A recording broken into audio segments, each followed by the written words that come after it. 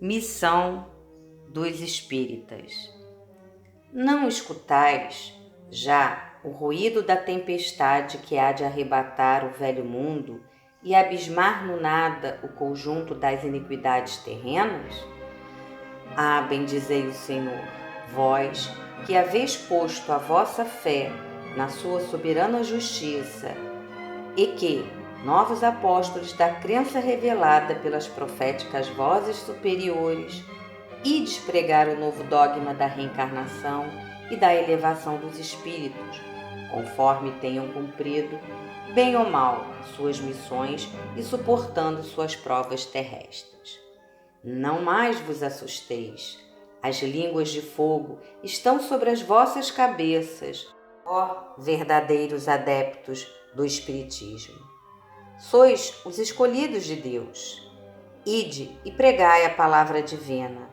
É chegada a hora em que deveis sacrificar a sua propagação, os vossos hábitos, os vossos trabalhos, as vossas ocupações fúteis. Ide e pregai. Convosco estão os espíritos elevados. Certamente falareis a criaturas que não quererão escutar a voz de Deus, porque essa voz as exorta incessantemente à abnegação. Pregareis o desinteresse aos avaros, a abstinência aos dissolutos, a mansidão aos tiranos domésticos, como aos déspotas. Palavras perdidas eu sei, mas não importa. Faz-se mister, regueis com vossos suores o terreno onde tendes de semear, porquanto ele não frutificará e não produzirá, senão sob os reiterados golpes da enxada e da charrua evangélicas. Ide e pregai. Ó todos vós, homens de boa fé, conscientes da vossa inferioridade em face dos mundos disseminados pelo infinito, lançai-vos em cruzada contra as injustiça e iniquidade. Ide e proscrevi esse culto do bezerro de ouro que a cada dia mais se alastra. Ide, Deus vos guia. Homens simples e ignorantes, vossas línguas se soltarão e falareis como nenhum orador fala. Ide pregai. As populações atentas recolherão ditosas as vossas palavras de consolação, de fraternidade, de esperança e de paz. Que importam as emboscadas que vos armeis pelo caminho? Somente lobos caem em armadilhas de lobos, porquanto o pastor saberá defender suas ovelhas das fogueiras imoladoras. Ide, homens, que grandes diante de Deus, mais ditosos do que Tomé, credes sem fazerdes questão de ver e aceitais os fatos da mediunidade, mesmo quando não tenhais conseguido obtê-los por vós mesmos. Ide, o Espírito de Deus vos conduz. Marcha, pois, avante, falange imponente da tua fé.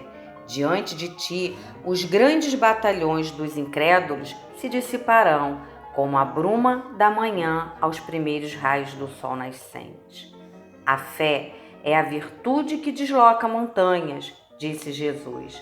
Todavia, mais pesados do que as maiores montanhas, jazem depositados nos corações dos homens a impureza e todos os vícios que derivam da impureza. Parti, então, cheios de coragem, para removerdes essas montanhas de iniquidades que as futuras gerações só deverão conhecer como lenda, do mesmo modo que vós, que só muito imperfeitamente conheceis os tempos que antecederam a civilização pagã. Sim, em todos os pontos do globo vão produzir-se as subversões morais e filosóficas. Aproxima-se a hora em que a luz divina se espargirá sobre os dois mundos. Ide, pois, e levai a palavra divina aos grandes que a desprezarão, aos eruditos que exigirão provas, aos pequenos e simples que aceitarão. Porque, principalmente entre os mártires dos trabalhos desta provação terrena, encontrareis fervor e fé. Ide, estes receberão com hinos de gratidão e louvores a Deus a santa consolação que lhes levareis, e baixarão fronte, rendendo-lhe graças pelas aflições que a terra lhe destina. Arme-se a vossa falange de decisão e coragem. Mãos à obra, o arado está pronto, a terra espera, arai. Ide e agradecei a Deus a gloriosa tarefa que Ele vos confiou. Mas atenção, entre os chamados para o Espiritismo, muitos se transviaram. Reparai, pois, vosso caminho e segui a verdade. Pergunta: se entre os chamados para o Espiritismo muitos se transviaram, quais os sinais pelos quais reconheceremos os que se acham no bom caminho?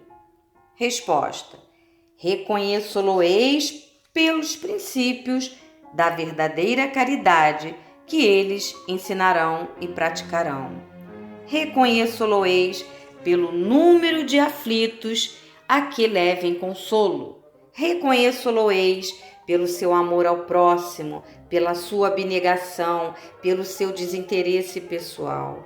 Reconheço-lo-eis, finalmente, pelo triunfo de seus princípios, porque Deus quer o triunfo da sua lei, os que seguem sua lei. Esses são os escolhidos, e Ele lhes dará a vitória. Mas Ele destruirá aqueles que falseiam o espírito dessa lei e fazem dela degrau para contentar sua vaidade e sua ambição.